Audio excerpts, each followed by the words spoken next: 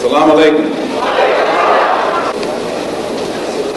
Mr. Moderator, our distinguished guests, brothers and sisters, our friends and our enemies. That was the first time in recorded history where you had chattel slavery, where somebody, not just a human being, right, but the descendants of that human being, and the closest thing you can confine to that is the pharaoh over the Jews. That is the closest thing you can confine to chattel slavery. So now you want to compare yourself not to the rest of what the slavery the rest of the world was practicing. Say that we are Pharaoh. Just say that. Say that we are the whatchamacallit, Pharaoh 2.0, his system. Just say that. Hey, and the other weird part about it, you know, the other justification they like to use, when you were sold by your own people, you know, they try to, you know, use, All this you is know, this sort of acronism now. So like if one tribe in Africa went to war with another tribe and they took like, you know, prisoners of war, they say, you know, you got enslaved by your own people. They didn't consider themselves to be the same people. That's like Bilal was talking about earlier, this black and white thing. You're white. And I think the brother Bilal done already covered like when Europeans became white in America. It was before they used to say the Irishmen, the Englishmen. Then you came up with this title white. So since everybody's black, you say, you know, they enslaved their own people, even though these people spoke different languages, had different cultures. They didn't see themselves as the same people. And they never say about the Romans or the Greeks when they was enslaving other so-called white people. They enslaved their own people. Did you think the Romans and the Greeks thought these other Europeans they was enslaving was their people? Like, I just don't understand, like, these stupid arguments that they bring up to try to justify what they done. Because they know what they did, and the criminal always goes back to the scene of the crime to try to, you know, hide the evidence. This is what they do. You get me? It's apologetics for white supremacy. Yes, it's apologetics for white supremacy. Instead of fighting the actual white supremacy, which what you should be doing as a respectable human being, you're making apologies for the people that are probably the most wicked group of people to ever come out in recorded human history. I can't think of anybody else except for this concept of white supremacy, right? That is more evil than this thing. Right? The West is failing anyway. I mean, America's like in big trouble. Yeah, and that's everything that went up. People are like struggling here. Like they tell foreigners that this is the greatest country. Then they come here and they see it's not like what they've been promoting to you. Like Islam is the only thing that would save America. So if you really loved it, you should be, because you have nothing to offer. What do you have to offer now? I mean, the emperor is naked. Everybody is seeing it. Exactly. It's not like atheism can revive the Western world. It can't revive anything. The atheism right now it's on its way out. People are accepting religion, you know, all over the place, right? Because atheism really was a response to the European Christian era, that the church era. That's what atheism really was, because people were, and it's a mechanism of manipulation. Yeah. So, but anyways, that's really, as Sister Tika, may Allah reward you and bless you and multiply it for you a millionfold. I mean, right? I think lounge for some reason, but I actually had the questions about the original topic. If I can, Barakallah, if you can, yeah, of course.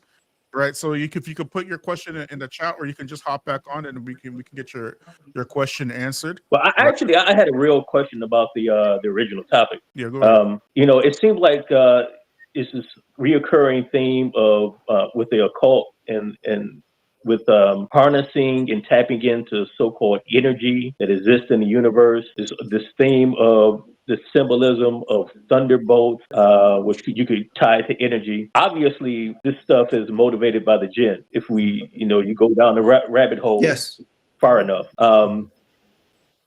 So basically, my question was like, is this whole idea of tapping into energy and using symbols that represent energy just tied into the jinn? They're just symbols that represent the jinn. Well, look, obviously there's only so much that we are going to study about this matter, because we're not going to open the books like Shams al-Ma'arif and other known sihr books. But from things that I read, and also interviews I watched and listened to specialists talk about it, it's sihr is a way to harm someone else or also to do something to yourself. So the way I see it, or what I deduct from my readings and interviews I watched, as I said, is that this whole spiritual enlightenment path you need to do alterations to your own body. So this it's done in multiple ways.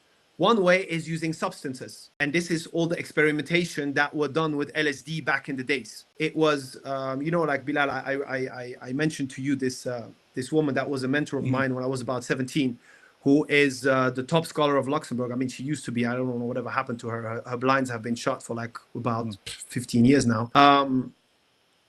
So she was a top scholar in education of Luxembourg. So she was telling me, so she studied all these things in a lot of detail, how psychotropic drugs, LSD, magic mushrooms, etc. There has been a lot of experimentation that has been done with these cameras. They after this experimentation, they changed the name of these drugs to perception expanding drugs, and that's really what they're trying to do. They are trying to find a way to connect with the world of the invisible, and this whole mystic madahib of Hinduism and chakras. I'm sure you guys heard about that. The 7 points in the body. Yeah, of course. Yeah. Subhanallah, and this is also featured in cartoons nowadays. It's a matter. Dragon Ball Z. Yeah, and there's this, I watched and I don't want to say that channel because they do have quite some bad stuff on there as well. Like a whole analysis of a thing I think it's called the Airbender or something like that. There's some popular cartoon series nowadays. Avatar. No. It's a cartoon, and it's like a kid who's doing martial arts. Avatar, the last Airbender. Yeah, Avatar, it's called the Last Airbender. Yeah, that's it. Okay, that's it. Yeah. So utilizing the chi. Yeah, so subhanallah, he's giving like the brother that done this video. It's in Arabic, so also the video is the Arabic translation. He actually gives you the whole aqidah of the 7 chakras in about a 5-minute breakdown. And what it is you let the shaitan alter things in your body in order to kind of tune it and get some kind of benefit from the shaitan in worldly matters, by enabling him to do so. And the top one is the one in the head. And it's very interesting what he says in that cartoon. The master is telling this martial art kid is like, you have to let go of everything. Your family, your friends, your worldly life, and there is no turning back. And this is very similar to the story that Abdullah ibn Abbas, spoke about when this woman came to him in the story of the black dogs that she rode with the witch in order to go to see those 2 men that were hanging upside down. And she saw this knight in armor get out of her chest and going back to the sky. And then the 2 men hanging upside down told her, this is your iman that has just left you, right? When she has done the first step into sihr. So she taken the step and now there is no turning back. So yeah, it makes sense. Like even with Hollywood, when you hear about all the stuff going on, like I did some reading on it. And then once I ran into a guy who practiced like Wicca, and we got to talking, and I was like, those are like jinn you're calling. And he was telling me, yeah, we know.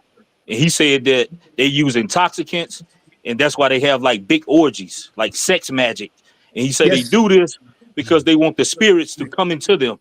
So what we would call possession, so it's like a religious practice when they doing homosexuality and having orgies, and they use drugs when they do it. He says that because that makes them more susceptible. It's easier for the spirit to possess them when they doing, such things.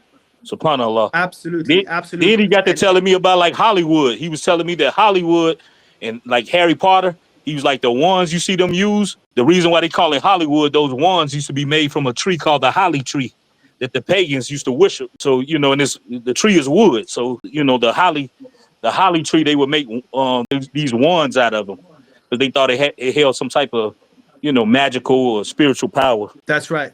And you see, Bilal, you were talking about Aleister Crowley last time. Aleister Crowley, according to a university professor who specialized in this kind of stuff, I forgot his name right now.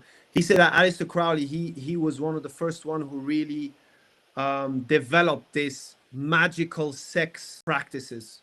So as Points of Light was saying, you have these big orgies for the purpose of witchcraft. Yeah. And now, as I said, Guido von List, Blavatsky, they're open occultists. Yep. And it's not like it's sugar coated. Okay. What so was that's the very popular feminist. What's her name? Maybe y'all can remind me of her. But she was practicing the stuff too. She was an atheist. She died like in the 60s or 70s or something like that. You know what I'm talking about? No. The name is escaping me. She's the one who turned out to be a CIA agent. Yes. And she was pushing. Gloria. Not Gloria Steinem. It's a different. Paper gold.